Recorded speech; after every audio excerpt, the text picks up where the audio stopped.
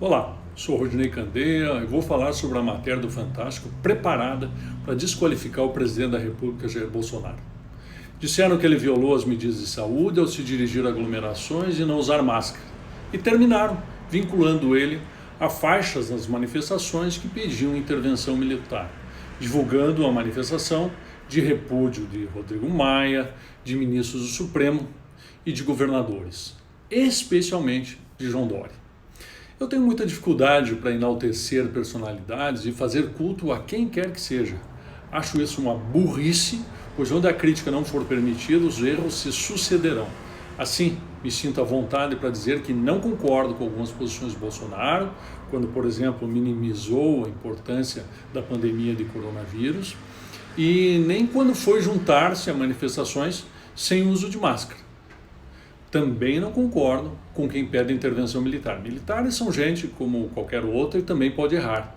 E junto com o regime militar vem a restrição das liberdades de imprensa, de opinião. Também consideram uma imaturidade pedir a intervenção mágica de alguém poderoso, onipotente, infalível, que venha resolver os nossos problemas. Temos que assumir de vez a responsabilidade pelo estado que a política brasileira chegou e agir para que isso definitivamente mude. Mas entendo quem pede a instauração de um regime militar.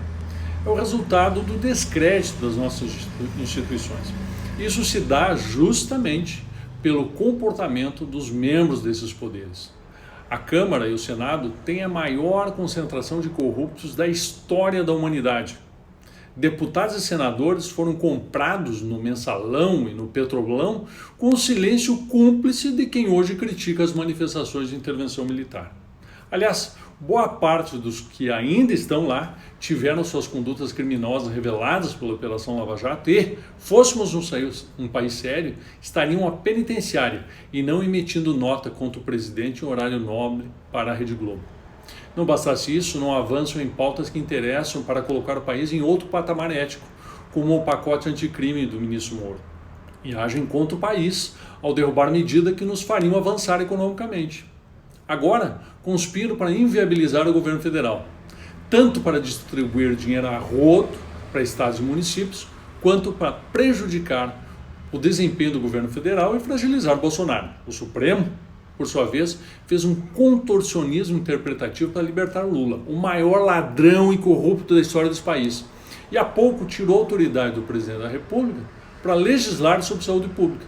E quer respeito da população? A bem da verdade é que adoraríamos tirar de lá pelo menos uns 6 ministros para devolver a credibilidade da nossa Corte Suprema. Não tenho dúvidas, é o pior Supremo da história do Brasil. A Globo sugere que Bolsonaro quer impor um regime autoritário. Mas a empresa de televisão dos Marinhos se associou à China Media Group, estatal do regime comunista chinês, que não permite nenhuma liberdade de imprensa, de opinião e de comunicação, usando a censura como um instrumento político. É só ver a repressão que sofreu quem tentou revelar a pandemia de coronavírus a tempo de nos protegermos.